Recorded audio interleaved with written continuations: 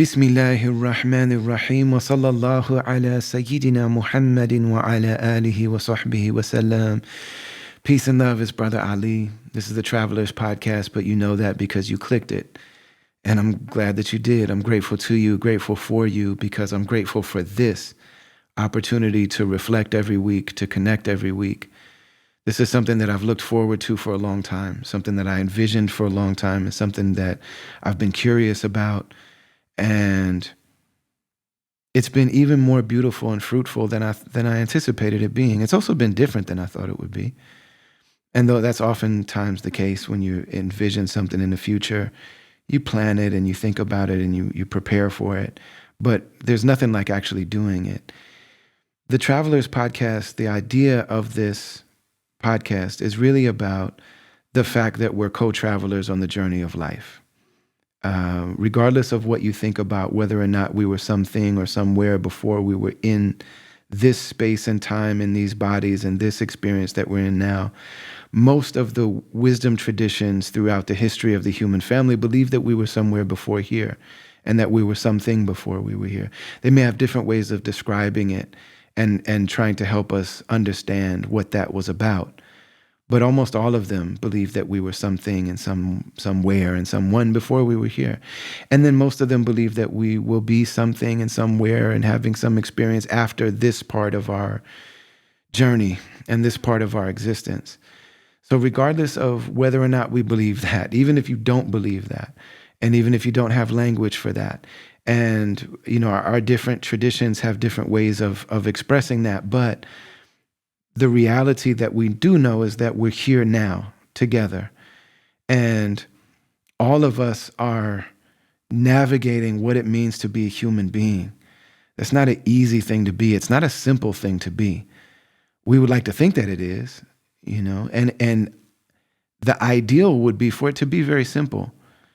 And I think a lot of times we think about pre-modern people and we think that they're very simple and we think that they're very, not very sophisticated. But I'm a person that believes that people that came before us know something that we don't know. We tend to believe that we're the best people that ever lived and that we're the most sophisticated, advanced people that ever lived. And sometimes we even have the nerve and the audacity to think that we're the most virtuous, that we're the most fair, that we're the most gentle and kind and loving. And I don't believe that. Mostly the more that I learn about languages, languages that are extremely old, languages that have been around a long time, are much more nuanced and much more specific and much more careful with their ability to convey meaning and to convey nuance and to convey complexity and different types of beauty and different types of meaning and different levels and layers. They really show us that people that lived a long time ago were experiencing and engaging and interfacing with the world of ideas and with the world of meaning in ways that were really profoundly nuanced and beautiful. So I don't believe that we're the best people that ever lived. I just don't believe that. I don't believe that we know more about life. I think that we've put a lot of emphasis into physical technology. And by most of us, what we mean by science and what we mean by technology is a really limiting and limited approach to trying to control the physical world so that we can carry out our desires with more precision and more ease. But I think that in that process, we've concentrated less on ourselves and concentrated less on the why of it all, the intention of it all, the purpose of it all, the meaning of it all. So we think about how we can do what we want to do and what we're going to do, but why a lot of times gets left behind. So the Travelers Podcast is really about the fact that we're human beings, and that's not an easy thing to be, especially in these times. Think about the fact that we are living in a body that belongs to the animal kingdom, that belongs to creation, that belongs to the physical world. So these bodies are having sensations and urges and impulses. These bodies have needs, like we need to eat, like we need to kill something and eat it. And then like our vegetarian vegan homies will be like, oh, we don't kill stuff. Yeah, you do. Like we're all killing something that's living. Khalil Gibran in the Prophet says, human beings, you can't live, you can't eat anything except that you're killing something, whether it's a plant or an animal or whatever, you're killing something. So he said your eating better be some sort of sacred act of devotion. It better have meaning to it because you're going to kill something. And we've also got all these urges and impulses. We've got needs. And then we also have desires. And our physical body is experiencing all of that all the time. That's enough to require a lot of study and to require a lot of exploration. But then along with that, we got all the non-physical stuff going on inside of us.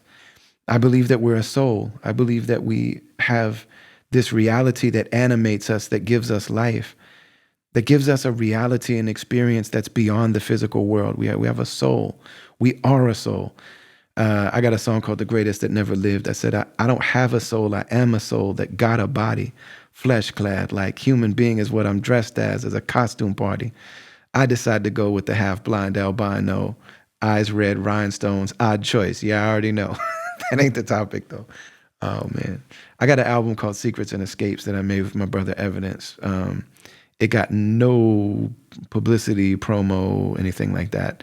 We were just going to drop it like as a secret surprise. And then me and Evidence were going to go on tour. And we did go on tour.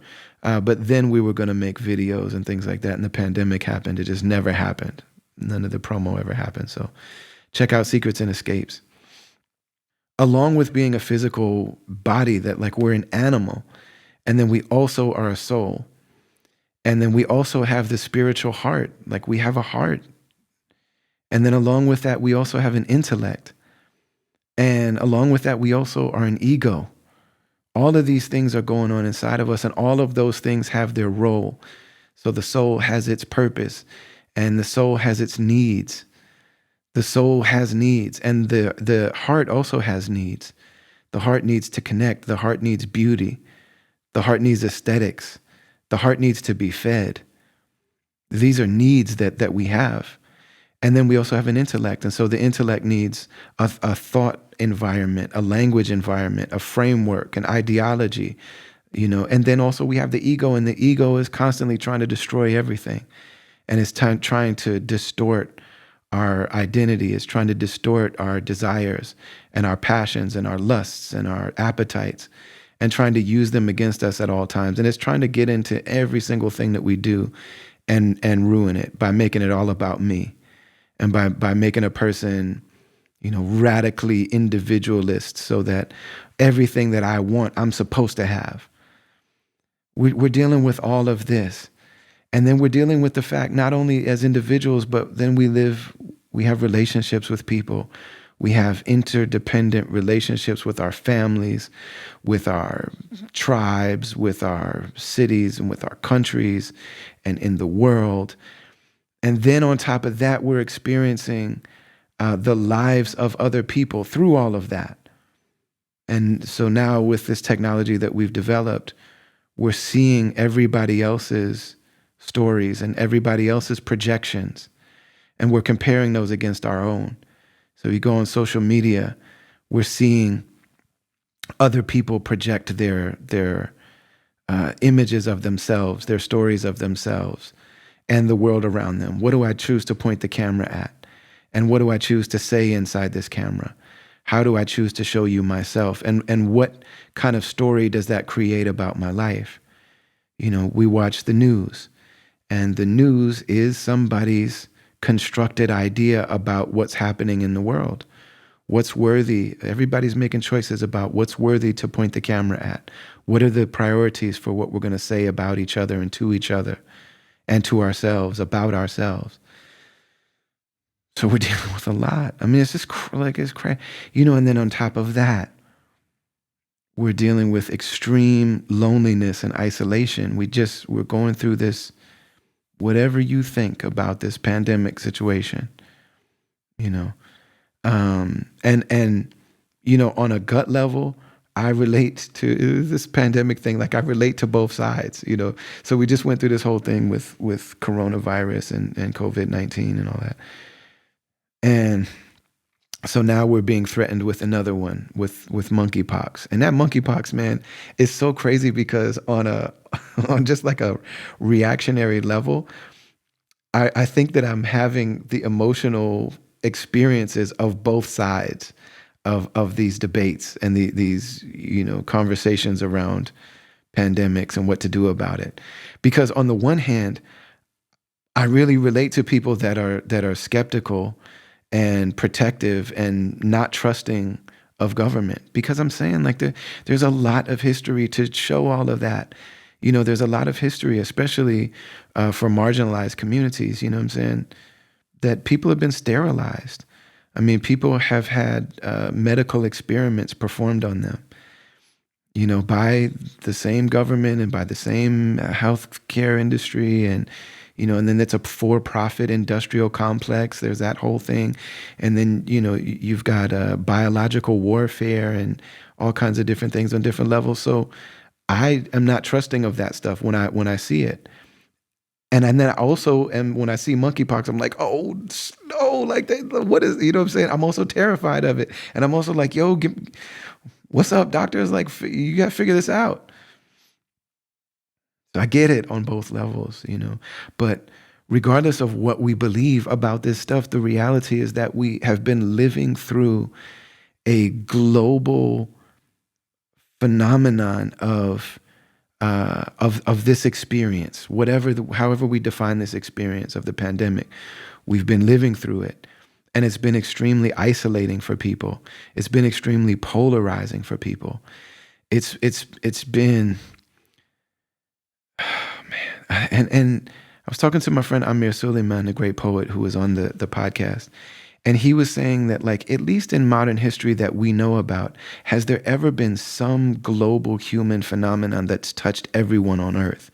He's like, there were parts of the world that weren't necessarily involved in World War II, for example. Not everybody was involved in World War II. But he's like, man, this thing that we've all experienced together there's no part of the globe. There's not an inch of the globe that hasn't been affected by these last couple years and by what it's done. So this has been really, really, really extremely difficult. And then on top of that, the financial reality of it all. So I don't have to convince anybody that these are hard times to live in. And it's hard enough just being a human being. And then along with all the economic stuff that's going on, and then also socially, the polarization of it all. I was part of a community that went through, whether you want to call it cancel culture, accountability culture. I was part of a community that went through a really, really deep episode of that.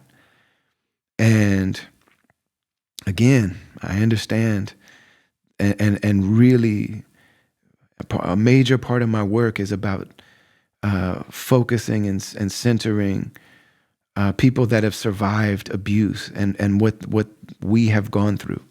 I number myself among them, and then also, telling the truth and allowing for healing and all of this stuff. And I've also seen communities just be ravished. I've seen communities that, like I said, I was part of a community that it's like, is this still a community? I just see what it feels like is that everybody disavowed everyone else. Everyone came out and said, well, I'm not with this person, and I don't agree with that person, and this person is out of our community, and this person is out of our community, just casting people away. And then, so other people step up and say, we're going to provide the alternative. And then folks started attacking and canceling them, and so it just left this big group of people with everyone having question marks over each other's head. Do I belong? And if I belong, who belongs and who doesn't belong? Who am I allowed to share with? Who am I allowed to work with? Who am I allowed to create with? Who am I allowed to, benefit from? Who am I allowed to consume their creations, and who am I not? these breakdowns across the board, man, it's very, very difficult. So this is me just reflecting on how challenging this time is. And the last couple guests that we have been people that have reflected something that, really has me thinking about two main areas. And that is health. The first is health and weight.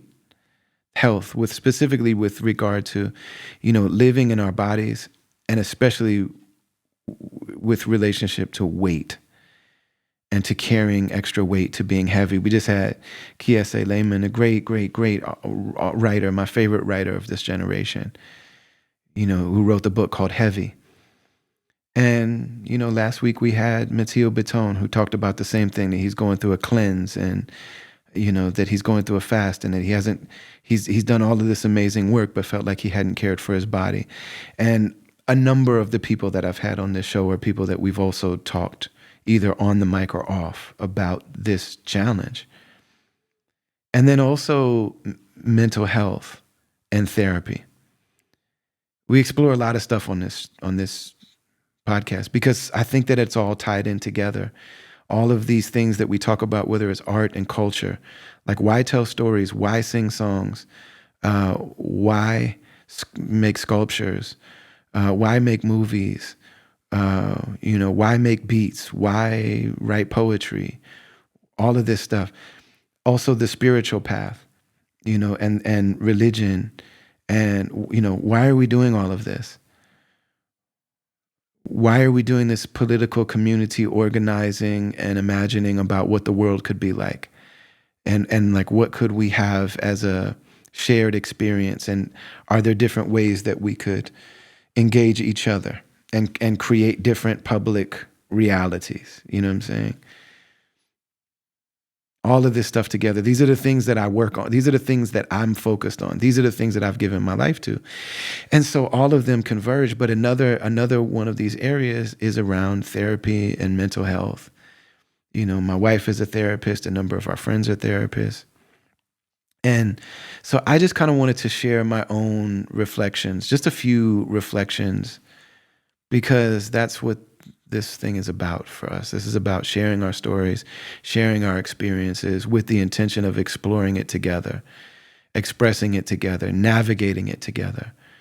This is really necessary. We really need each other in this journey of life, So I'm going to be talking a little bit about this journey of health, especially with regard to weight and mental health. I moved to Istanbul, Turkey, my family and I, about 1.5 years ago at this point. And so much of the thought and thinking into picking up and moving halfway around the world to a country and a culture and a civilization and society that are just different from what we come from.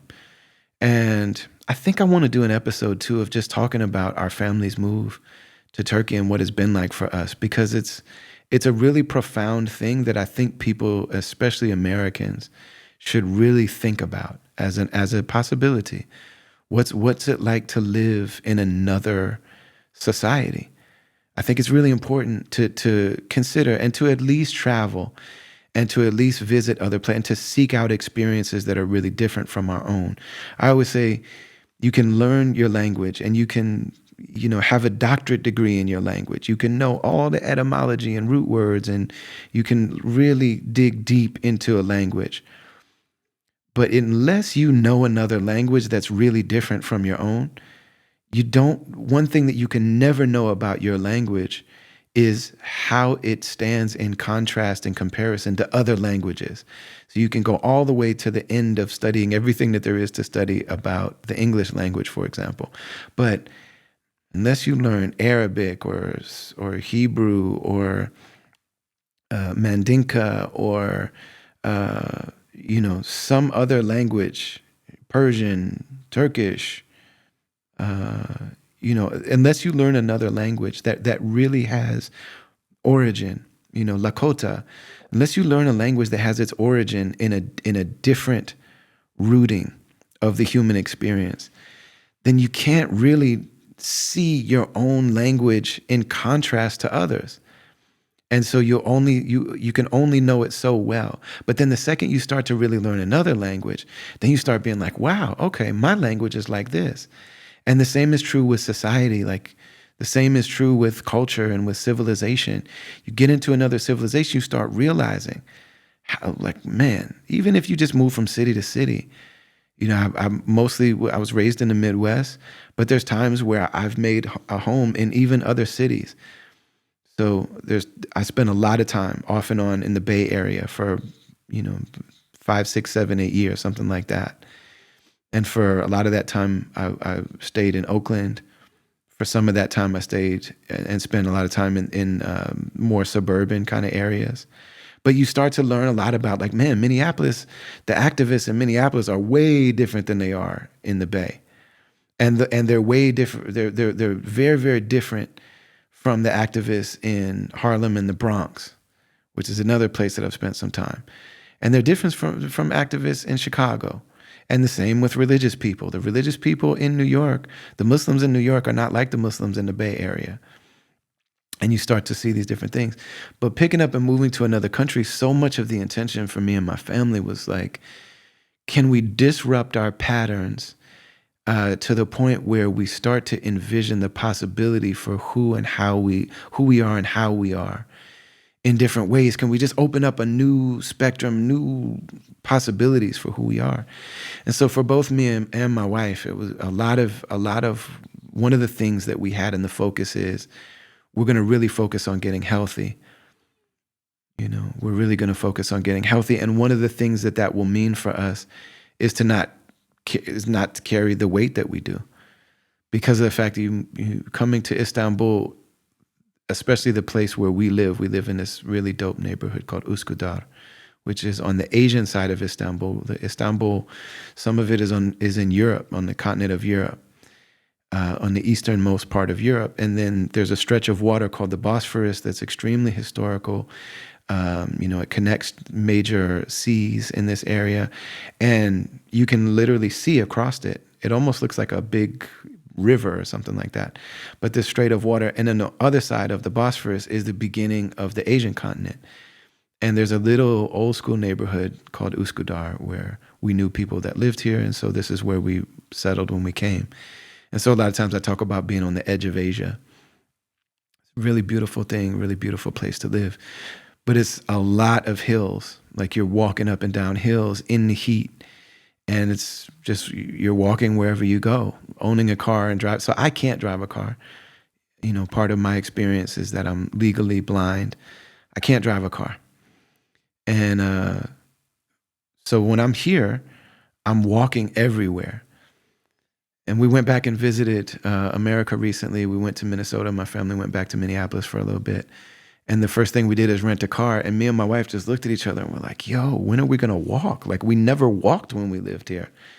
Moving to Istanbul, we walk everywhere, and we're walking up and down these big hills. And, so just my basic movements throughout the day are 8,000 steps. They say that it's good to take 10,000 steps a day. Just my basic movements every single day are 8,000 steps, just getting up and doing the things that I normally do. So anything that I add to that. And then I'm walking up 7, 8 flights of steps a day, between 7 and like 10 flights of steps a day. The phone or the watch will track it for you. So it's just a lot of walking, a lot of movement. And then also food here is very different, the way that food is raised and all of that stuff. But just getting out of that routine. One of the main things that we decided when we came here is that we wanted to really focus on getting healthy. And so I met a brother when I moved here who is in tremendous shape, and he actually used to be heavy. Talk to a lot of people that are in great shape, but if you've never been big, you don't really know what that is. And so what he said to me is, I spoke to him really frankly. I said, man, I want to learn. And I want to get in shape. I want to learn how to move. I want to learn how to take care of myself. I want to learn what to eat and what not to eat. And I'm in this like pattern disruption already. Like I'm already living a whole new lifestyle. So, man, can you help me? And I know he's helped other people. He said, yes, I can. I can give you some exercises to do. And I'm actually going to take you to my gym and connect you with a trainer. And he's going to teach you, he's going to walk you through and like teach you how to move your body. And I'll talk about that more in a minute. And I can give you some things to eat and some times to eat and some ways to approach, what you put in your body. And he said, and this stuff will help. You'll lose weight, you'll move better, you'll feel better. But he said it's going to be temporary. All of this is going to be temporary until you really deal with your relationship with food and until you deal with your relationship with your body. And this has been stuff that's been going on your entire life. And that's going to really dig into your feelings about yourself, the way that you live in your body, the way that you live with yourself, your feelings of worth and belonging. He said, man, it's going to be deep. And he didn't tell me to get a therapist, like to go along, to do therapy, to go along with this. But man, that journey really absolutely thrusted me into exploring therapy and to getting serious about therapy. I went to therapy with my son, with Resma Minikim, who's a great therapist and trauma expert, racialized trauma expert. If you haven't heard the episode with Resma Minikim, please go and check that out. And then after our conversation, I did one of these where another episode where I just sat and processed some of the things that we talked about. It's one of my favorite episodes of the podcast. It was our conversation with Resma. And, so I had done that. And I had some solo sessions with Resma, but really getting into my own relationship with food. One of the first things that led me to getting serious about therapy for myself, for that type of self-care.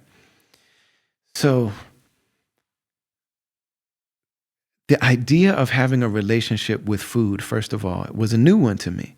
I didn't think about it as a relationship. And my wife, as one of a very small handful of Black women therapists in Minneapolis, she's from the Bronx. And when we met, she came to live in Minneapolis because I had my son. And I'm just like, I have to live in Minneapolis to be with my son. Also, my creative family was there. My business associates were there. And so she came to Minneapolis. I'm very grateful that she did that. And so we lived there together for all these years. And she became a therapist. Her therapy led her on her own journey to becoming a therapist. And so it's very important to her, but there aren't a lot of Black women therapists, especially in Minnesota. But she basically found this woman online named Dr. Ebony that she looks up to. And Dr. Ebony, you can find her on social media. I recommend it. I told my wife that I was going to be talking about this, and she's like, have you ever thought about asking Dr. Ebony to come on the podcast? I said, yeah, so we're going to be reaching out to her, inshallah. Dr. Ebony is a food relationship expert and coach. And she has a podcast called Food Is Not Bae that I would recommend. And I started listening to it. I started listening to the podcast. She also has therapy cards, and she's got all these things that are really dope. But hearing her talk through the relationship with food, and she said, when you embark on a journey to make a major transformation, she said, give yourself 3 years. She was saying, I think that she wanted to lose 50 pounds, which is around what I do too. And as we talked through it, she was saying things like, or as I was listening to her podcast, she was saying, the scale isn't the only determining factor on how well it's going. And she talks a lot about the evils and the perils of diet culture and what diet culture has done to us as a society.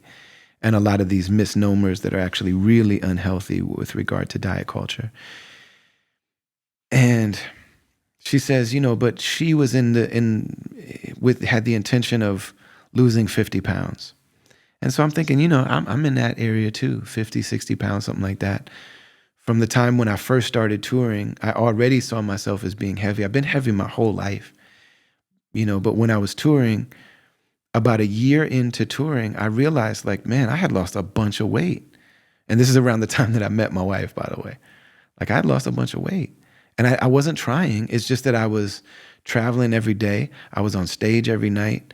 I also did a lot of physical work because we were the roadies as well. Like me and BK1, Brendan, the producer of this podcast, we weren't only the opening act for Atmosphere for a couple of years. We also were the production assistants, for lack of, we didn't have that term, but I mean, we carried the turntables and the equipment and the records and the merch, and we carried all that stuff in every day. And then we set it up.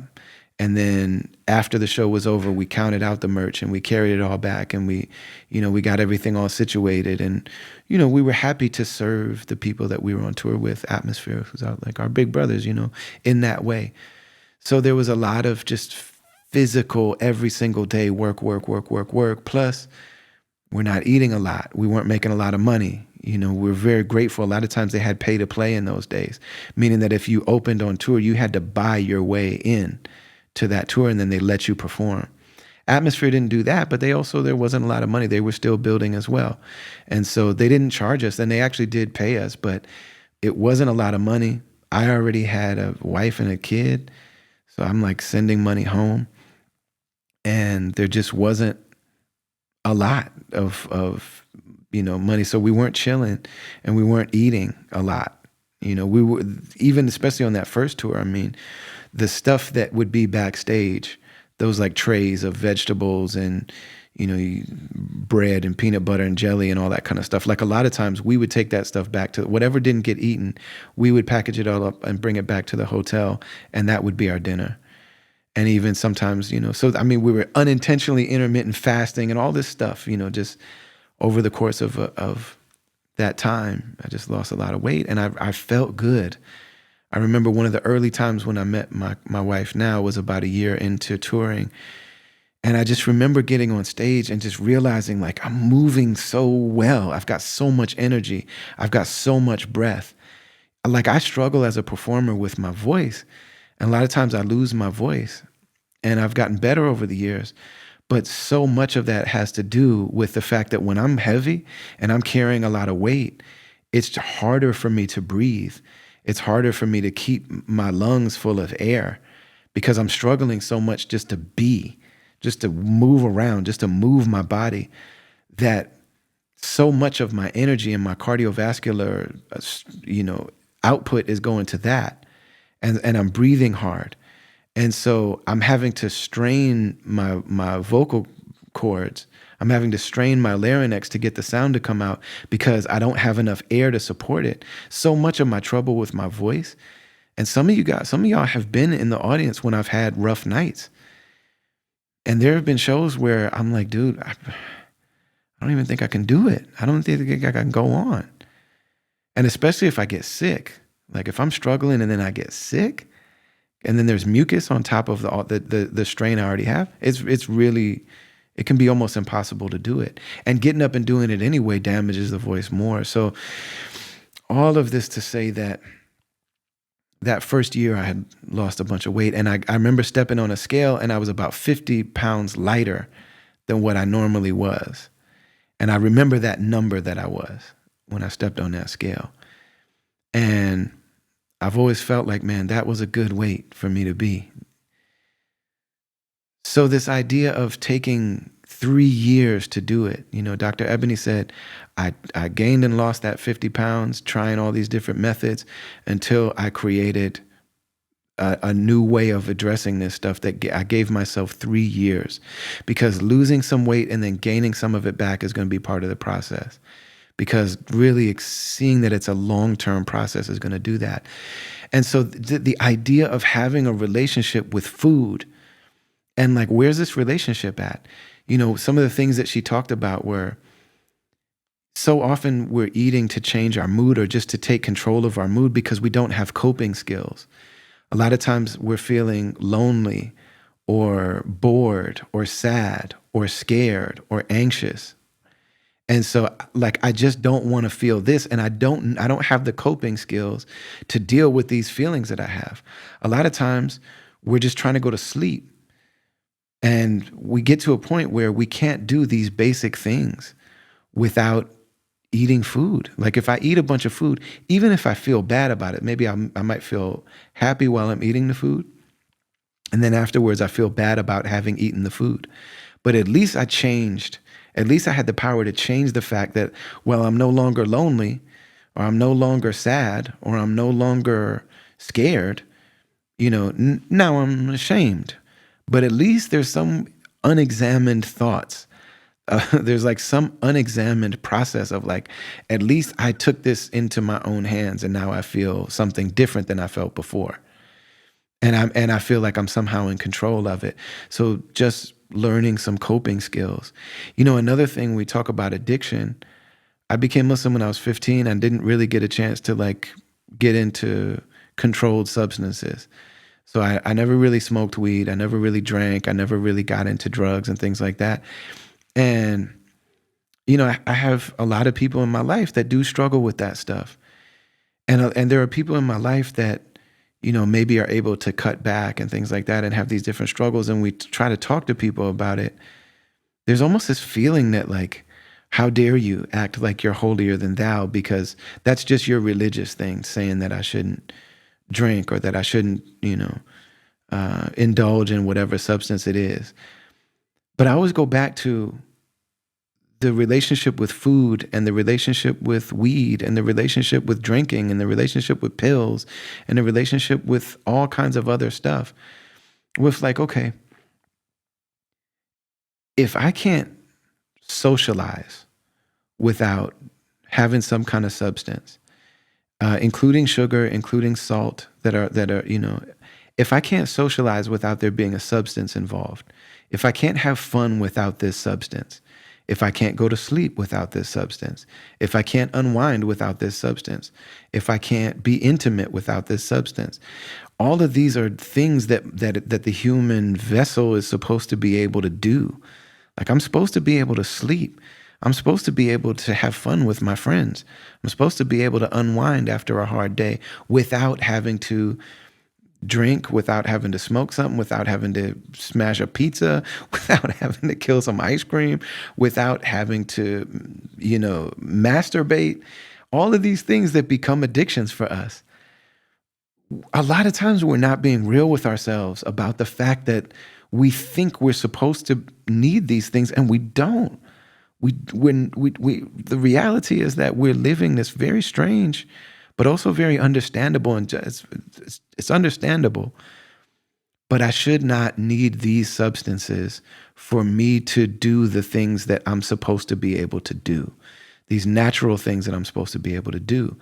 And if I'm relying on substances, then that means that I don't have the coping mechanisms to deal with them. And then also, what's all the unexamined, unaddressed stuff that's underneath all of that? And that's where we get to the stuff that's really scary, because we do have so much unaddressed stuff. A lot of us have trauma. Almost all of us have some kind of trauma. And so this leads to the therapy part. Because like, man, I started talking to a therapist, and all of these things from childhood that I never really realized. And I guess this is as good a place to any to talk about the fact that I'm introducing a new sponsor on the podcast. And I wanted to talk to you about it because of the fact that up until now, I haven't done corporate sponsorships. Me and Brendan haven't done corporate sponsorships because we want the people, the partners, the sponsors on the podcast to be an extension of the podcast. We want to be people from our community when possible, services and goods and products that we believe in, that we use. And we want to know the people that provide them.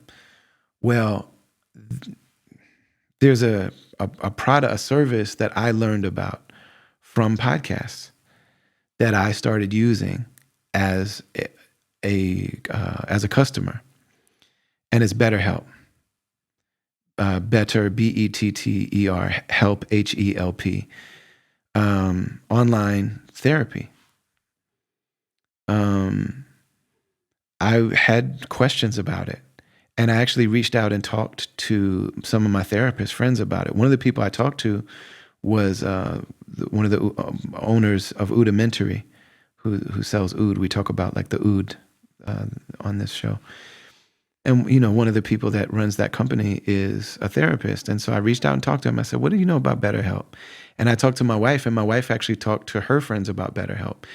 And they said, there are some concerns and questions that people have because of the fact that, you're on the internet, you're just dealing with this big kind of pool of therapists. And who knows? I mean, one of the big things in therapy is like, how is there accountability? How do we make sure that people aren't going to, that therapists won't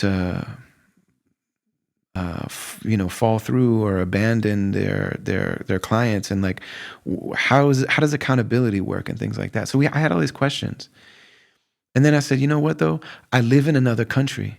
I don't live in America, but I would like to have a therapist that speaks English, that understands my cultural, where I come from and all these things. And so many people's licenses require them to physically be in the state of the person of their clients. And for a lot of the people that I reached out to, that was the case. And so like, yeah, I have an address in Minneapolis, but I don't live there.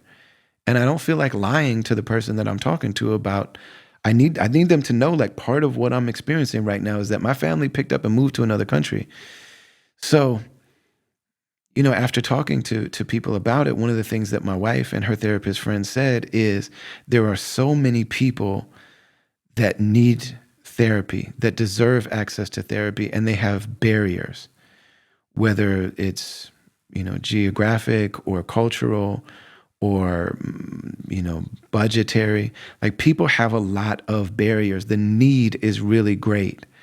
And so like, yeah, if there's a neighborhood therapy office where people and you're comfortable walking in there and you've got the insurance or the money or it's on your network or whatever, if you have that, then that's great. But I didn't have that. I found myself in a situation where I didn't have that. And I didn't know what to do about that. And so I decided I was going to try BetterHelp. And so I signed on, went in, you create a profile. They ask you some questions about yourself and about what your needs are, what your background is, what is it and they ask you your preferences. Do you want someone that comes from the same cultural background as you? Do you want someone that's the same race as you? Do you want to talk to a man or a woman? What are the particular issues? Are you here to talk about trauma? Are you here to talk about relationships? Are you here to talk about addiction? Are you here to talk about LGBTQIA plus issues? Are you here to talk about what is it that's bringing you to therapy? Is there a particular type of therapy that you think you might want? How often do you want to meet? You can talk to your therapist over the phone. You can text them. Some people are not ready to even get on the phone with somebody, and so they want to text. Like, that's how they want to talk to their therapist in the beginning. And you can also do like face-to-face calls, where you're seeing them and they're seeing you, like a FaceTime or Zoom type of situation, but they have their own portal. I signed up. They assigned me to a woman, which I initially was like, you know what? I think I'd rather maybe talk to a man. That was kind of my inclination. But I was like, you know what? I'm going to talk to this person and just see what this is like. I was able to go into the app and make my own schedule. It showed me all of the times that this person had available. I was able to choose my own. I was able to set the time zone where I am. And so the time came. And in between sessions, you can text or even send voice notes with your therapist. You can change your therapist whenever you want to. Like, it's really easy. There's a button. It's no hard feelings, no questions asked. You just change your therapist. Like, if this doesn't feel like a good fit, you just change. And so that made me feel like, you know what? Let me try this person and see what it's like.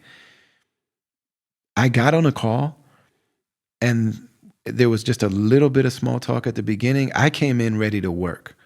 I came in ready, like, let's talk. I have some stuff that I need help navigating.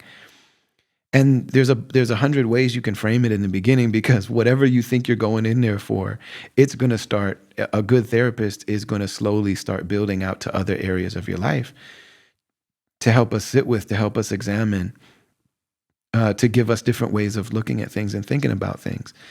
And so I said, okay, I'm seeing a certain pattern in my relationships. And so this is where I want to start. And this is what I told the therapist. She started asking me questions. I mean, laser surgical precision, that in the first session, the first 1 hour that I was on the phone with this therapist, I heard myself say things that I've never heard before. She asked me questions that I've never asked myself before, that just got me to think about things. And all of the things that I was saying, that I heard myself saying, and the things that she was saying to me, it was like, it's like, probably to other people, this would seem super obvious. It just had the ring of truth. Like, this is real. Like, the things that she's saying are obvious things that I just could not see about myself, because I've had certain patterns that I've been building up over 40 years, that now this is how I think about this stuff. This is the same way that I've always told myself this story about my childhood, or about these friendships, or about my relationships, or about, my first marriage, or about my relationship with my children, and all these different, I've been telling myself, and I've been going through these same patterns because it's me going through it over and over and over again with the limited things that I'm able to see about myself. And so I've only had a limited number of sessions with my therapist, but it's been incredible. And we don't, there's a different dynamic that different people need. But like, I didn't need to be homies with my therapist. I got friends. I got great friends. I didn't need to be homies with my therapist. Like, we get straight to work. And she has been really attentive from session to session. She very clearly is taking thorough notes and reviewing them, so that when we come in, I don't have to, I start to repeat myself. She's like, no, you told me that this, and this, and this. I'm like, oh, okay, cool. You're keeping track of this. You know what I mean? And so I've had an experience with this corporate service called BetterHelp. And I learned about it on a podcast. And so me and Brendan have decided that we're going to try sharing this with you. If you go to BetterHelp, Better, BETTER, help, HELP.com/travelers. If you do it through that link, then they know that that this podcast, that I'm the one that shared this information with you, and that determines the help that they give to this show. This is a paid sponsorship deal. We direct people there, and then the traffic that we direct there is directly reflected in the support that they give the show. So that's how it works. So if you go there and you don't indicate, I heard about this from the Travelers podcast, then it doesn't reflect in our relationship with them. So if this is something you're considering, and you think that you would like to also let it benefit this program, we would really appreciate that very much. See, betterhelp.com/travelers. And another thing that I noticed is that they asked me about certain realities in my life that might affect my financial situation. And so I told them, like, yo, I'm a performer. I make my money performing. And the pandemic has really drastically decreased my income. I also told them that I have a physical disability. Like, I'm legally disabled. I'm legally blind. I'm legal, like, in terms of the legalities of the United States, I am blind. I can still see. There's a spectrum of blindness, but I can still see some things, but I can't drive. I can't move around. There's a lot of jobs that I can't do and things like that. So both of those were reflected in a discount. And therapy's not cheap. There's just really no way around that.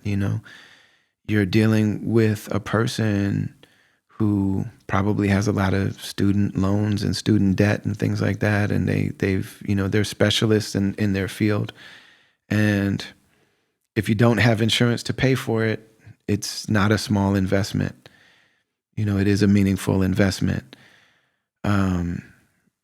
For me, like, I did have to be like, okay, this is money that I'm going to invest in myself.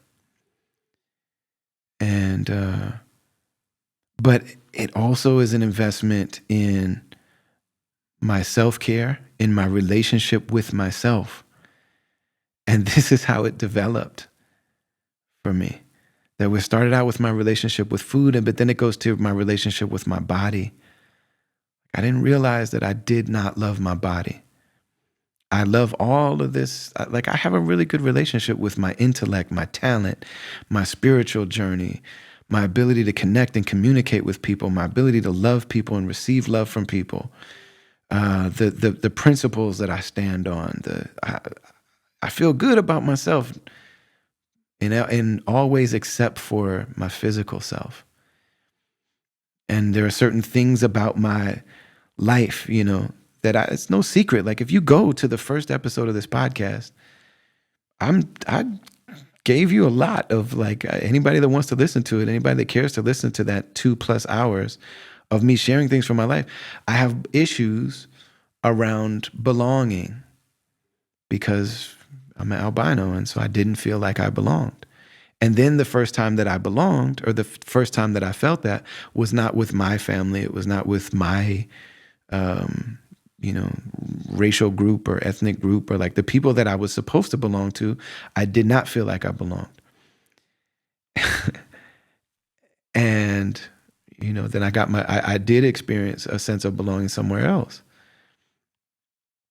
And so that, that gets to the question of, okay, well, am I seeking validation from outside of myself? And you start sitting with these questions, and you start being like, oh man, maybe the stories I've been telling myself about my relationships, whether it's individuals or whether it's with entire groups of people, are more complicated. And the reasons, what's motivating them, is more nuanced and more complicated than I thought. I was seeking validation. I don't want to think that I was seeking validation. And you realize, like, maybe this is why it took me so long to start doing this, because it's not easy. It's difficult to realize, like, oh, I'm more complicated than I thought I was. My motivations might not been as singular and pure as I thought they were, but in that is healing. Like, that's where healing happens. Resma was the person that introduced me to this idea of clean pain and dirty pain. The way he says it is that adults don't get to decide whether or not they are going to experience pain. Like, pain is part of life. And so what we decide, though, is, what's our relationship going to be with pain? If we intentionally introduce ourselves in what starts out as bite-sized chunks, bite-sized portions, to pain and to discomfort and to things that are uneasy and aren't fun to think about, and things that have been just gone unexamined for our whole lives, we expose ourselves to those things in manageable doses. So we start to emerge into that. So we say, I'm going to expose myself to this for a little bit, and I'm gonna stop while I'm there and breathe. And this is why doing this with a therapist who's trained to do this is helpful, because a therapist, for example, might say, all right, let's remember a time when you really felt rejection. How old were you? And so picture yourself in that moment. What do you remember? Like, what's your body doing? Where are you looking? What are you listening to? How do your hands feel? How do you, picture yourself? Okay, now think about that kid. So for me, it's like, okay, I was 5 years old. Okay, now picture that kid. What does he look like when you see him? And now imagine you're engaging that kid. What do you say to him? What do you want him to know now that you're an adult? And it's hard. I'm saying, like, you're weeping, and it's like, I would tell that kid, like, man, all these people don't hate you. Not everybody here is making fun of you, man. Not everybody here wants to hurt you. A lot of these people don't want to, and some of these people want to be your friend. And it's like, dang, like, all my life, the 40 years I've been thinking about, nobody likes me. I didn't even know that I was thinking that until somebody can ask me those questions. and create a scenario where I can see myself from a different perspective.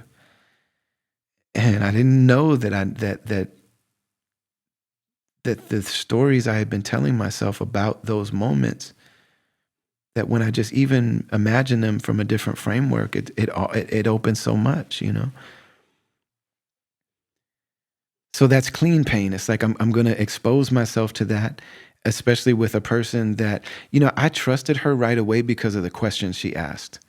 Like, she asked me questions that made me just re-examine myself. Said, okay, so when these relationships happen and when these relationships go bad and you feel abandoned in a relationship, how do you feel?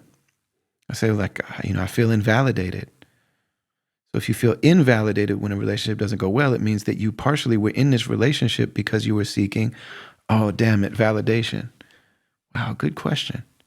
And she didn't say that to me. She just asked me to reverse my thinking, to just, okay, so this is the equation. Let's flip the equation around. You know what I'm saying? X equals what?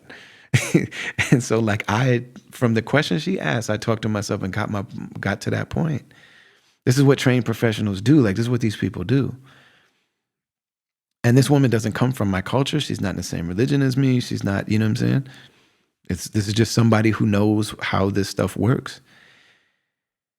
And so I get these little doses of exposure to things that are painful like that, and then come back out of them, and to have that clean pain. So then, if that's clean pain, what's dirty pain? Dirty pain is, I'm not going to think about this stuff. You know what I mean? Dirty pain is like, if I eat some ice cream or a pizza, or ice cream and a pizza, maybe a whole pizza and then some ice cream. You know what I'm saying? This is freaking Uber Eats, man. Uber Eats to the hotel after the show. You know, you start finding out that, man, that even my desire to get on stage, my desire to write songs is like, man, my desire to get on stage. Why am I on stage like going crazy every night? Why am I on stage trying to steal the show every night? Why am I on stage rapping till my voice doesn't work? Okay. Yes, it's for all the reasons I always told myself, but what if also in the community of motivations, in the crew, you know, is the desire to have a room full of people say, yes, we approve of you. Yes, you belong. Yes, we're validating you. Damn it. I didn't want to think that. I didn't want to know that. At least I thought I did, but then once you know it, it's like, you know what? That's okay. That's being a human being. You know what I mean? I've sat with so many other people when they had those realizations, and it's like, no, it's all right though, man. That's okay. It's okay to be like that. It's okay that's normal, because a person needs that sense of belonging. And there's nothing narcissistic about that. The Creator put us in families and put us in groups and put us in tribes and put us in villages and the Creator put us with other people.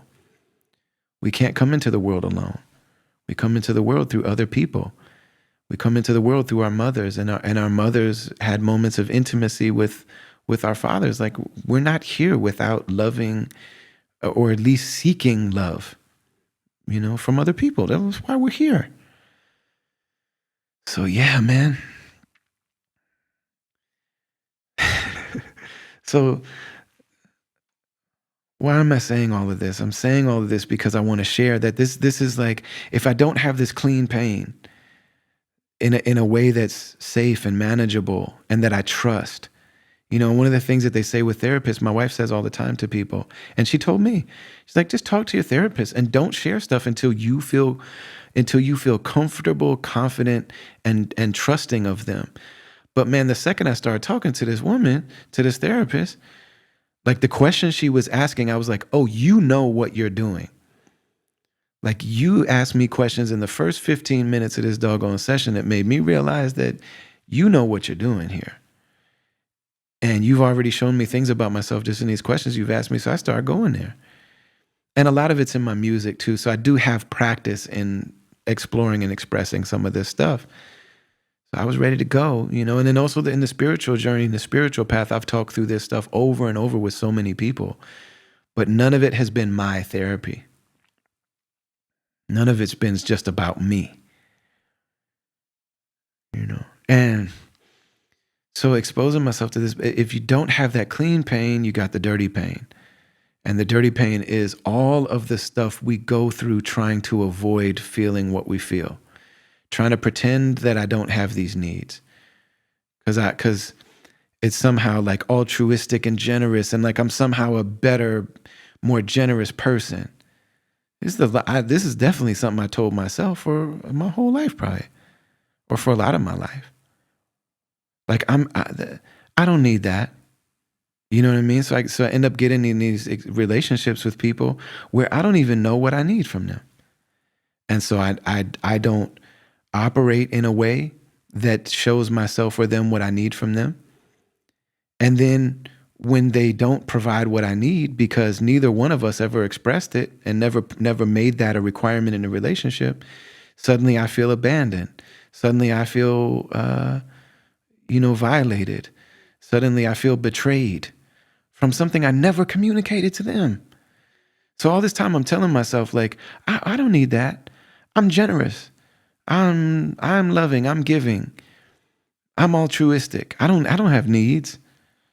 The hell you don't. Yes, you do. So even in the, so like I go to this therapist and I'm talking about these times when I felt betrayed, and I realized, like, well, what was my role in that? And if I start seeing patterns where these relationships are coming to these breaking points with these different people, I got to be at least half of that. Like these patterns that I'm seeing, it's like, man, if I keep throwing my hook in the water, my fishing hook in the water, my fishing pole, if I keep casting into the same water, and there's a bunch of different type of fish in this water, all different, people out here fishing are getting different types of fish. But I keep catching the same fish over and over and over again. It's something I'm putting on this hook. There's something about this bait. There's something about the way that I'm fishing. There's something about what I'm doing that's getting me this same result over and over again. And that's the part that I have to sit with, but that's the liberating part too. Like that's where the freedom and comes. Because I start getting the opportunity to sit with this stuff, man. And I know so many people that are like me, having difficulty with this stuff, having difficulty dealing with other people, having challenges communicating. They find that people are frustrated with them, and they find that they let things build up over all this time, and then they have this, and they start feeling unappreciated. They start building resentments, and then they blow up. And it comes to a head. And they have to realize, like, oh man, these people didn't even know I was feeling these resentments. And people having a challenge communicating. Well, why can't I communicate? Why can't people communicate? Because you haven't sat with themselves enough to think through, to sit with myself, and to gain clarity about where am I coming from, to gain clarity about what are these thought patterns that I have. What are my unexamined thoughts? And I'm sitting here telling you, it's terrifying. And I'm not I thought for a long time, like, I'm not really a fearful person. Like, I jumped in a cipher as a fat albino kid in a time when you did not do that. You had to physically fight to be in a cipher. You had to risk social death. You had to risk physical violence. It wasn't a game jumping in a cipher. I've been in multiple situations where I've been in physical danger, and I've done what I thought I was supposed to do anyway. You know what I mean? I joined a new religion. I been married. I jumped into this career with children. I picked up and moved halfway around the world with my family. I have 4 children. My parents are dead. I don't have a safety net. You know what I mean? A lot of people don't think about that. When a lot of people feel like the worst that they could imagine, like rock bottom for them, would be having to move back in with their parents. I don't have parents. Rock bottom for me, you know, and my wife, her parents are both passed away. And she has a stepdad. God bless him. That's my man. He lives in the projects. Like for us, rock bottom is homeless with our children. And we picked up in the middle of a pandemic without any type of safety net. And we moved to another. So I don't think of myself as a person that's fearful, you know, or that succumbs to fear. I don't make my decisions based on fear. Everybody has fear. Everybody experiences fear, you know. But courage means to do what you think is right, even though there's fear. And I got all types of things that I've done that I can't even talk about. You know what I'm saying? In terms of like decisions that I've made. But what I realize is like I have been a coward when it comes to exploring myself and allowing myself to see the things that I've been hiding from myself about myself. And like, dude, this is like some of you, a lot of y'all listening to this have lyrics that I wrote and that things that I shared tattooed on your body. Moments of vulnerability. Like I'm thinking like my whole career is based on being vulnerable in front of people. And like one of my biggest songs, Forrest Whitaker, like that's my biggest song. That's my most streamed song all these years later. Never had a video. It never was a single. There was never a single for Forrest Whitaker. It never had a video. It never got service to radio. It never got any promotion. It didn't even have distribution. When Shadows on the Sun came out, we didn't have distribution. We didn't have anything. And that's a song that like, you know, now it's very now it's become very popular. You know, shout out to, you know, there's a really artist that came out of the Twin Cities that got really popular doing body positivity stuff. And Forrest Whitaker is a song that was before that, you know, but also Biggie was before that. Heartthrob never, black and ugly as ever. However, I stay coochie down to the socks, rings and watch filled with rocks, you know. But like, song that people sing everywhere I go. People are like, I'm gonna be all right, and I'm not all right. And I'm not all right. I'm supposed to be the dude that talks about this. And like this whole time, there's been all of this stuff that I haven't considered, hadn't thought about, questions I've been scared to ask myself. And so I just want to share this because like, man, we're all going through it. I don't think that there is a person alive now who should not have some sort of relationship with therapy. You know, I think we all need therapy. I think we just do. And you know, there's this feeling that like, man, therapy is for crazy people. If I'm in therapy, it means that something's really wrong. It must mean that I'm you know, beating up my wife and throwing my dog down the steps. And it must mean that I'm, you know, drunk, passed out every day. And it must mean that I'm, you know, and then also, man, let's just be real about the fact that everybody, all of us have some kind of relationship with the thought of suicide, man. Come on. Let's just be real about it. The comedian Louis C.K. said, I flipped through the brochure a couple times. You know what I'm saying? I made a song called Writer's Block. So my father died of suicide. My grandfather died of suicide. I don't know how many men, but the men in my family have died of suicide. And when somebody in your family dies of suicide, you got like your chances of dying of suicide go up double. And so I got 2 generations like that. I've never seen a man in my family die of old age. I've just never seen that. You know what I'm saying? And so I was, and I don't walk around thinking about that, but it just makes it real when someone in your life, especially your parents, something about like the people that brought me into this world, that's how they left the world. You know, just like if your parents go to college, your chances of going to college go up because it's like that's clearly an option. If your parents own a home, your chances of owning a home go up because it's like, yeah, that's what you're supposed to do.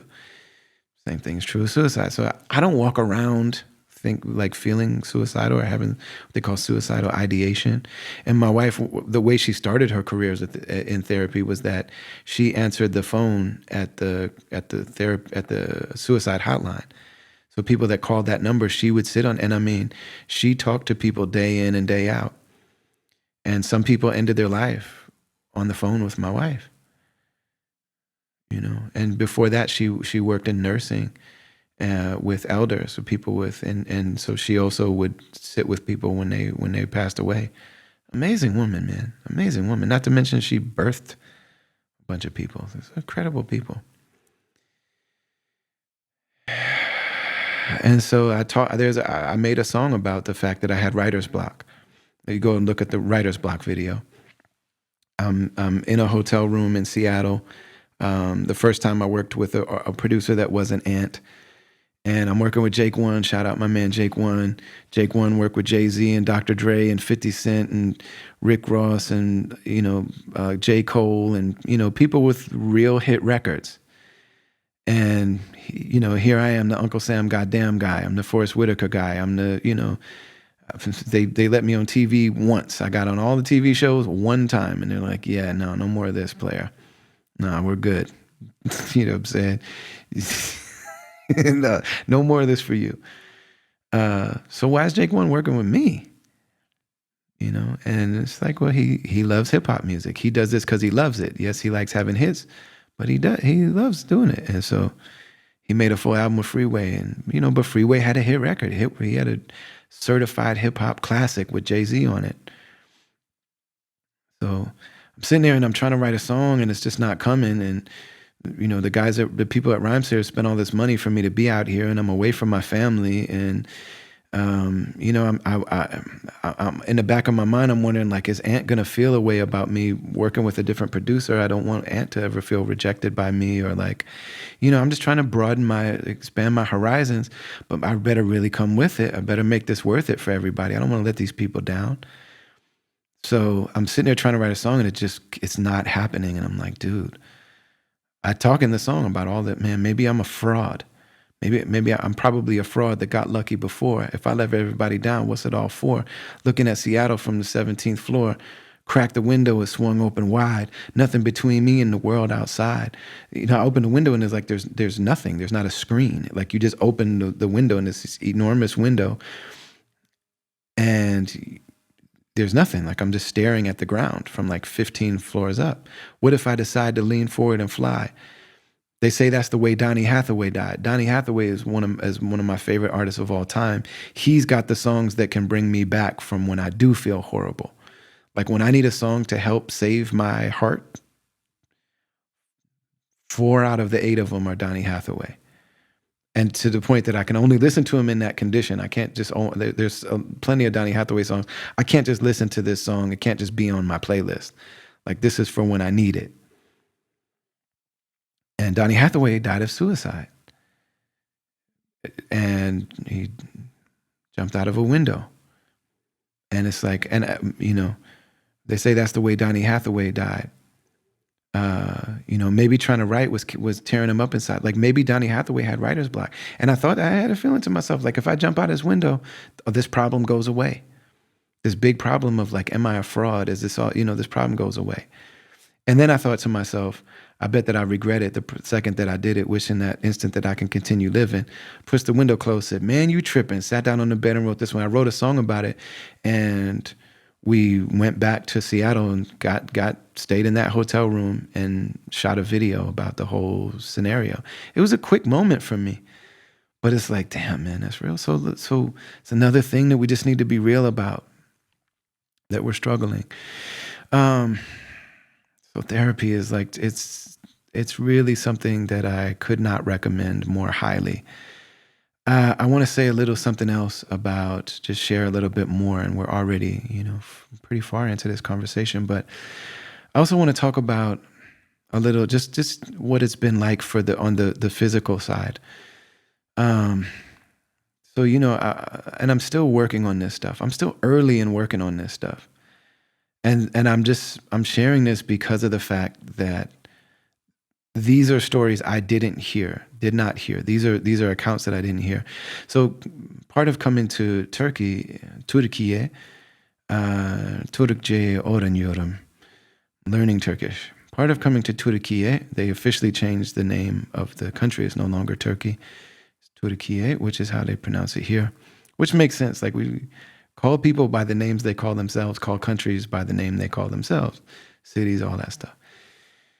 Part of coming here is that, even with the financial crisis and not being able to work and things like that, if a person's able to earn US dollars, which me and my wife both do, even though neither one of us are paid well, we both, I don't ever complain about not making a lot of money because of the fact that you all pay me and you support me.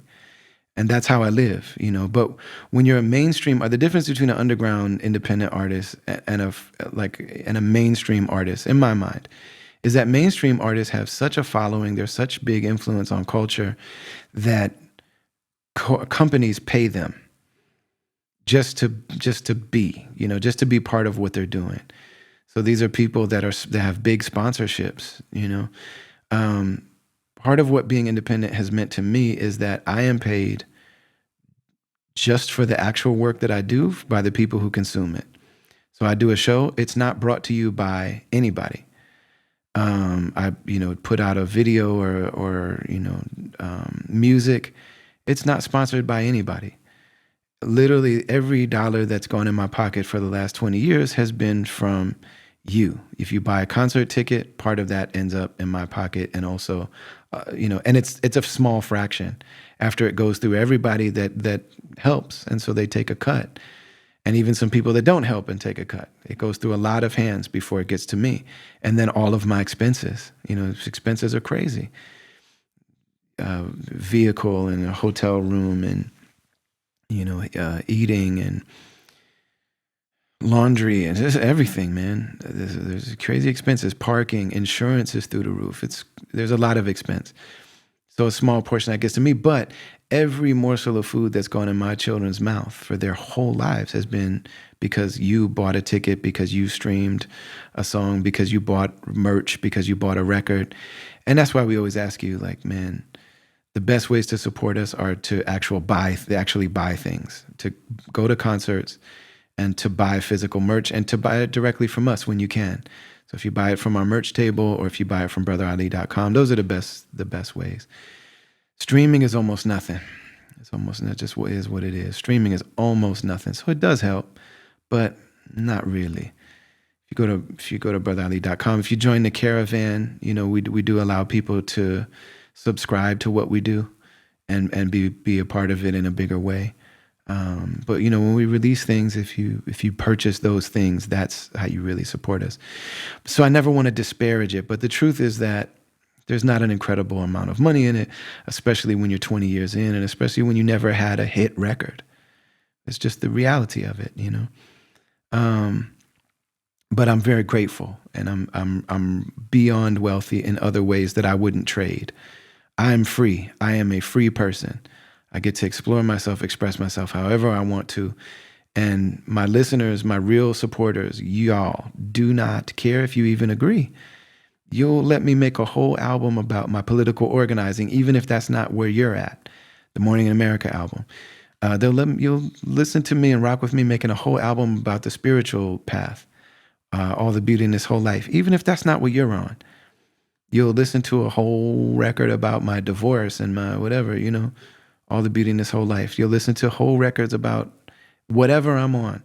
Secrets and Escapes is just, I just want to sit in a garage in Venice and rap with evidence. I just want to make an old school, just straight up rap record where I sit there watching him make a beat on a ASR 10 from 1995 or an MPC, and we're going to lay it in 2-track, and I'm just going to almost freestyle. I think of 4 bars, spit it. Think of 4 bars, spit it. That's it. We won't go through all the just make rap music for the sake of doing it.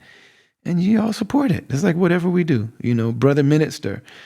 Like, man, I'm going to make a beat on the spot. And I'm just going to think of whatever and almost freestyle too, just for 1 minute songs so I can put them on Instagram, put together a collection of that.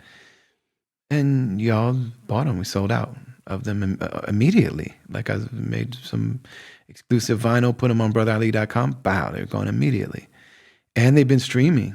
You know what I'm saying? These are songs I made in hotel rooms and whatever else. Anyway, so I just say all that to say it's not a crazy amount of bread. Also, my wife's a therapist, but she does community mental health for women of color that have been through trauma. There's not money in that. You know what I'm saying?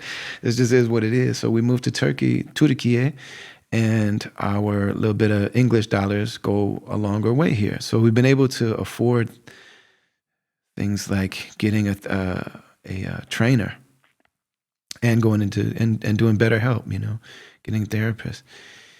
But this trainer, man, has been an incredible thing. And I realized that I did not know how to exercise. I didn't know how to move my body. I didn't know that you don't need a lot of equipment if you know how to use the weight of your body and how to use the mechanics of your body, that there's a lot you can do, and I've learned so much about what my body is capable of. And I've started to love the feeling of getting stronger, started to love the feeling of being able to move in ways that my body's actually capable of things. My body can actually do the things that other bodies can do, the same way I didn't think that I was worthy of certain types of belonging. I also didn't think, like, I see other people's bodies, I'm like, well, I can't do that. Yes, you can, bro. You just didn't know how. You just didn't know. You never really learned how to do that. They talk about physical education, and that's a real thing. Like I noticed when I got to this country, man, that walking up and down these hills just to go make things happen, I started realizing that when I got out of breath or when I would sweat, I thought, like, my mind and my psyche was trained to think that something was really wrong, because we wouldn't sweat unless we're in danger. You know what I'm saying? Or unless we have to, like, prove ourselves to people, or unless I'm fighting, you know what I'm saying? So just learning that moving my body for the sake of doing it, for the sake of enjoying it. My trainer, who's like a therapist in a lot of ways, he's a Turkish brother. He speaks English, and he'll get me in this position and get my form right. So much about the form of how you do these movements and these exercises, whether it's with weights or whether it's with resistance bands or whether it's just with my natural body and movements. He works so hard to just get them right so that they don't hurt the knees, that they don't hurt the joints, that you don't hurt your bones, and so that you get maximum results from the work that you're doing.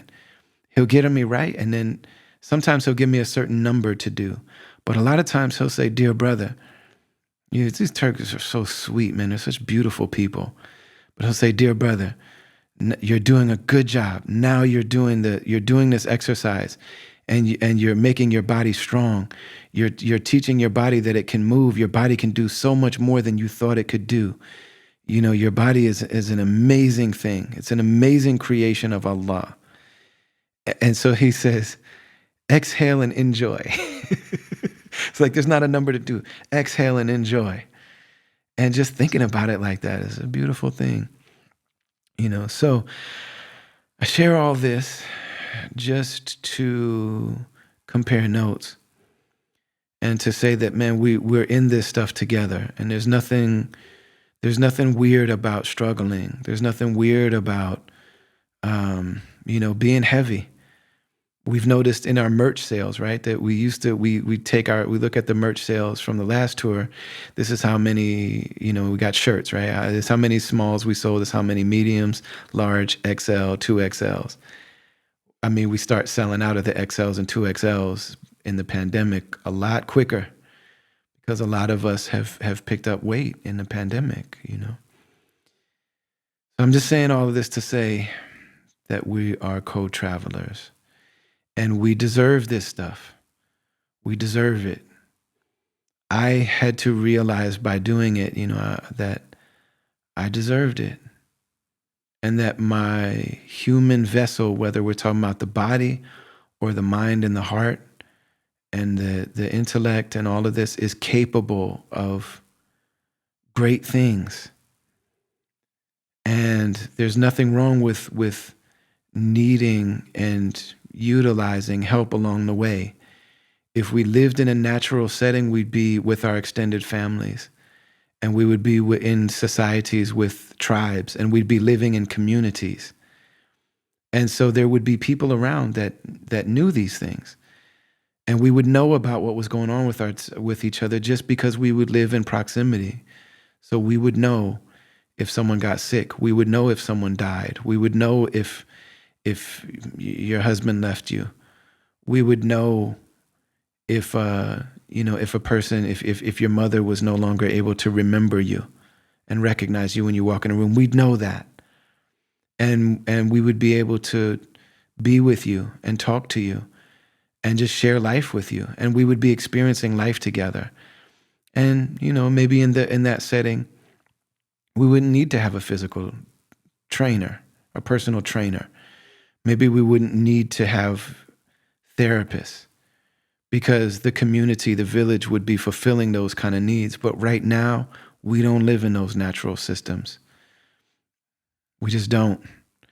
We're not getting our own food. We're not getting our own water. We're not living together with our parents and our grandparents and our aunts and uncles. And we're just not living like that. We're living really strange, isolated, lonely ass, cut off lives. We're deprived of the things we're supposed to have. And in this structure, in this society where we live, those things have been now made into professions. And so there are professions now that deal with that. Same thing with music. He's ask an adult, like, write a song. Let's write a song, and let's say, oh, I'm not a singer. But kids never say that. You know what I'm saying? Sometimes we do an online learning series called Blood on Beats, where I sit with people and like really explore together the world of songwriting. And there's so many people that are like, well, I'm not a rapper. I'm not an artist. Why not? Because we have this idea that like you gotta make money at it. It's a profession. When really that's something natural that comes out of us. And so many people used to sing together. So many people, like, my mother was adopted into this family, this family in the Midwest. But I mean, they had something like 9 sisters or something, or 10, I don't know. Crazy numbers of people. And they all sang songs together. And a lot of them could play the piano, and some of them could, play the guitar, and they all knew songs, and they all sang songs together. Nobody thought they were a professional. None of them were going on America's Got Talent or whatever. They weren't on The Voice. They just sang songs because that's what human beings do. But now these are professions, and with that being the reality, there is nothing wrong. In fact, I regard it to be a necessary requirement, just the same way that we take our car to the repair, to the shop, the same way that we take our pets to the vet, the same way we take our bodies to the doctor. There are people that can really, really help us. And if you've been afraid to do it, I feel you. If you've been afraid to wonder like what's in there. I have enough time. I have a hard enough time with the stuff I know about, what my own thoughts and memories and all this stuff. But most of the time we're sitting in dirty pain because of the fact we don't want the clean pain. So we're trying to escape our thoughts rather than deal with our thoughts. And music can be like that too.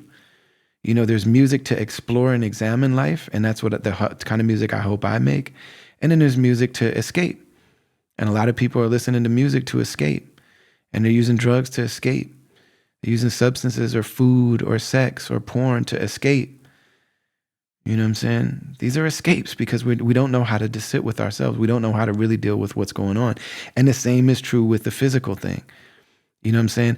I'm saying, like, I don't want the pain of getting up and lifting weights. I don't want the pain of getting on a treadmill, and I don't want the pain of doing a bunch of dips and squats and push-ups and burpees and lumberjacks and mountain climbers and all this other mess. I don't want that pain.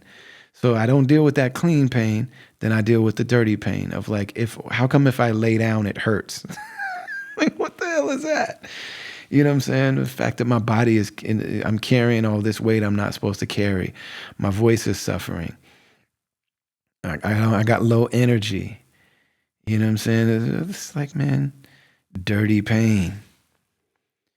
So this is just me saying, I'm continuing on in the journey, and as co-travelers, just wanted to take the opportunity to share And we appreciate you greatly.